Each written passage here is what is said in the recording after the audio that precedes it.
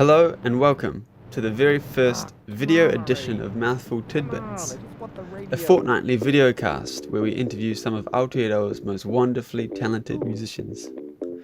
It's particularly relevant during this time of lockdown and social isolation where there are obviously no gigs or shows and no way to feel the energy of the artists.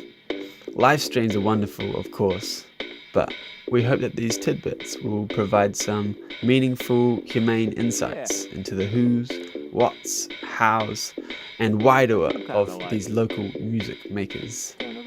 Now, the definition of a tidbit is a small morsel of tasty food, or a pleasingly interesting item of information. It's also a tongue-in-cheek on the New Zealand accent pronouncing TED Talks, which is a platform we're somewhat inspired by.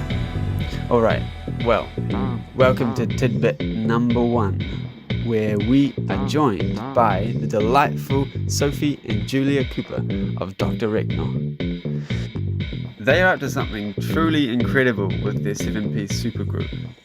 The band began with the two sisters as an acoustic duo, producing beautiful close-knit harmonies. And now Dr. Reknaw has grown into an empowering groove machine, sharing messages of connectedness to the whenua, that's Māori for land, and to our fellow humans. A vibrational cleanse of dub, roots, soul, funk, R&B, and hip-hop. Yeah, if you haven't seen them play live before, you simply must. It is indeed a musical healing experience, as soon as you feasibly can, of course. And here is our video interview. Enjoy. And out of a little beautiful place out of Mooney, which Sophie and I have moved on. Yeah. We were here when we were little, and I've been staying by the Waikato River and in my van next to another friend's caravan, and taking this time to really listen to the earth together. And it's so good to slow down and breathe. Yeah, very easy. I'm in Kingston and Wellington at my flat, and we've been just going for lots of walks because we live next to beautiful nature and bird song, as well as recording from my bedroom and making music. Feel your body moving at the blood rise, keep the pace. Wake up in the morning. Well, good question. I can kind of remember having piano lessons when I started primary school, but not for very long because it was very sort of like strict, so I didn't really vibe with that. But Julia and I were always singing together a lot and doing karaoke, and we had a microphone that we plugged into the stereo, and then I started guitar lessons when I was 8, and then I did vibe with that teacher, so that kind of kick-started the instrument learning journey, and getting pretty into learning songs,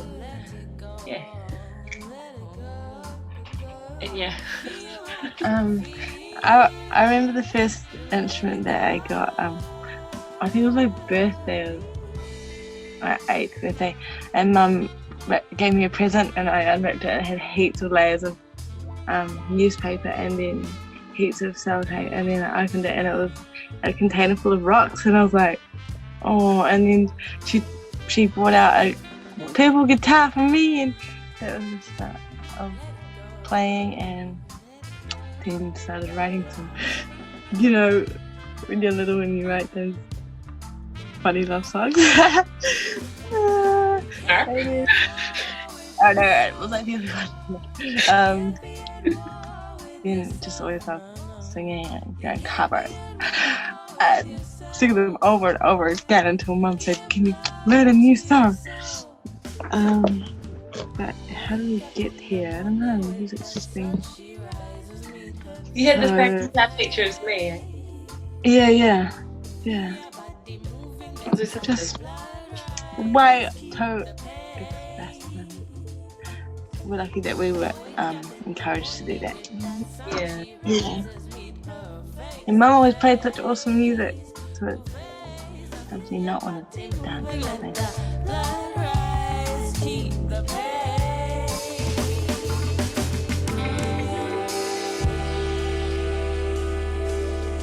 Every day, I don't know, for me, I can must sing all these times, but for me, singing is like a way to connect to the source, and like because I'm spending so much time in nature every day, just walking around and being, and like when I have the monkey mind thoughts, singing and using my voice or making sound stop everything and just be so present, and that's what I love about music. So that's what I've been doing a lot, and when I get to be completely alone, like I don't really like singing in front of just a few people, when I want to practice it, I can be completely alone, just letting anything come out, and been painting lots and weaving, harakiri, bags, and yeah, keeping myself flowing, keeping the juices flowing forever.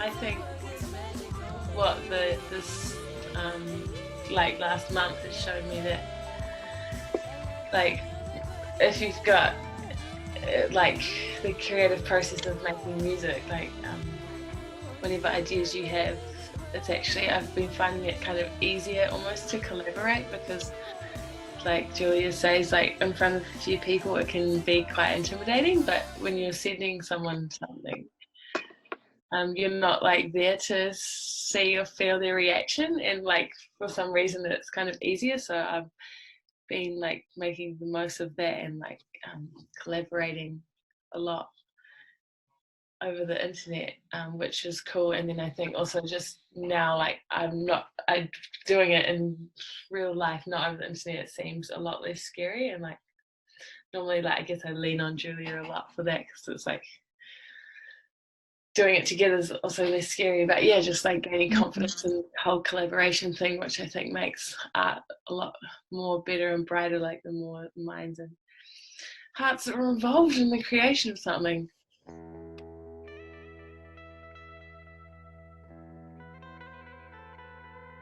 It rhymes. I think a creature of the sea.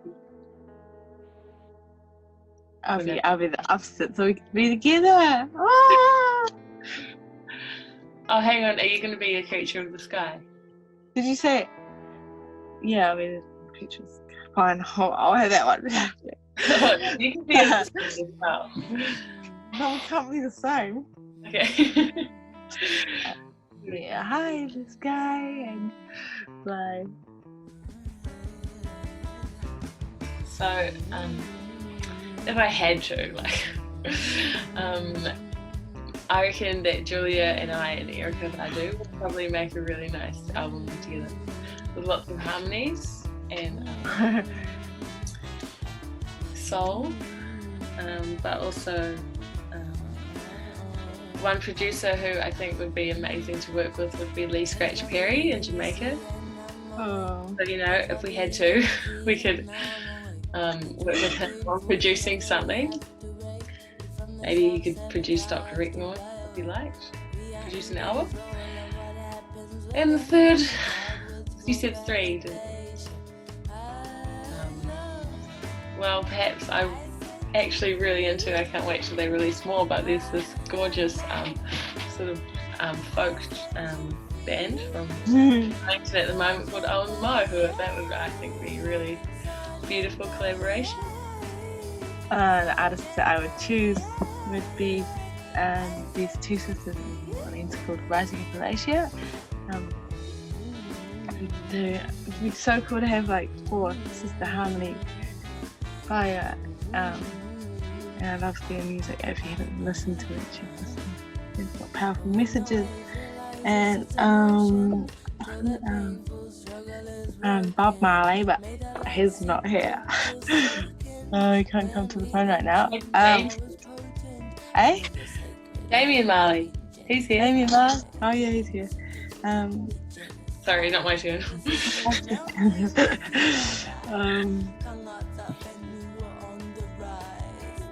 Yeah, next.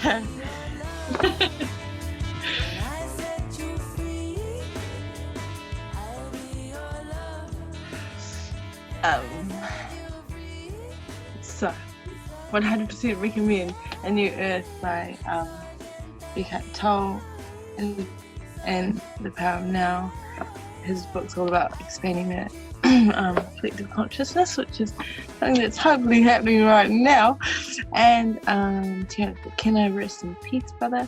True Hallucinations and Food of the Gods, talking about the power of plant medicine and the spirit world that exists amongst us.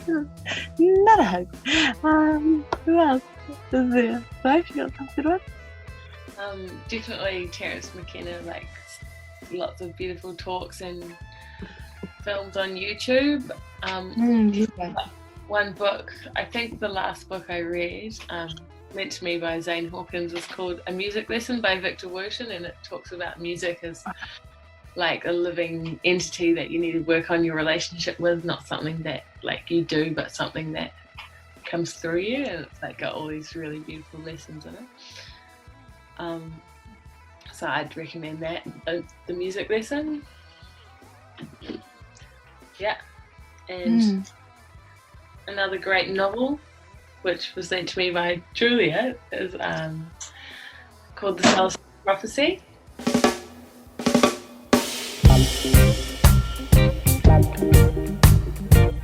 Well, I pray that people take this time to go inwards and that we relearn, like, that we're all divine, and what's our purpose, what do we want to truly be doing here, you know?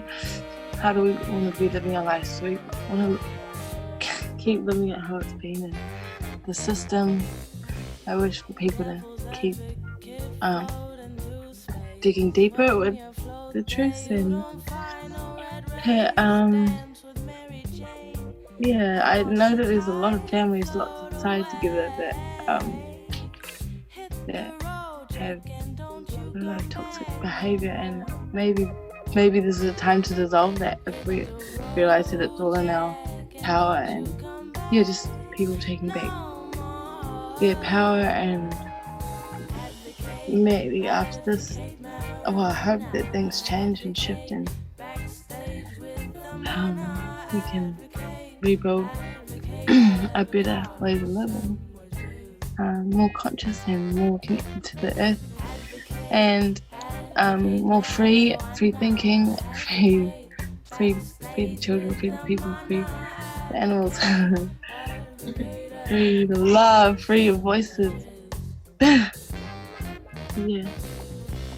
One thing I think would exist in utopia, well, some of the things is like honesty from the government, like honest education and truth, like to be told, like not so other people can have like the facts. Like one thing I've definitely realised, like leaving school and like starting to be able to access information myself, not just soaking up what's fed to me by a teacher, is like the amazing amount of misinformation that we're given. So I think for a utopia you need honesty and truth, and moving forward, like undoing parts of our culture in this country that haven't been like serving the greatest good and the highest truth, like for example, like the unjustness of living on like stolen land, and the mistreatment of Māori people. So I think moving forward, like, fixing what needs to be fixed. Yes, it's that. Dharma, we need truth.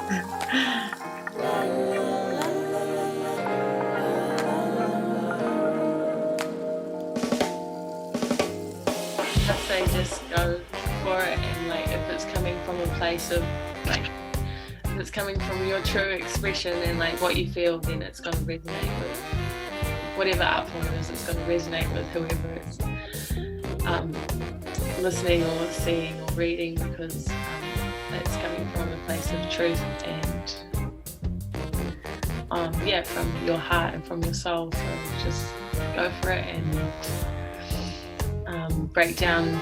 Yeah, we'll just work on breaking down any barriers that are stopping you, because that's really fulfilling. And then when you finish creations and just creating, it's such a rewarding feeling. Bound to be well received. Something that I always have to remind myself is like when because there's so many people that are so creative, but there's these thought loops that are stuck, like you're not good enough, or that sounds shit or whatever. But you got to remember that how would you speak to a child, how you speak to your inner child, because we're the ones that are stopping ourselves when we have those thought loops, so we can break them and just feel the power of music.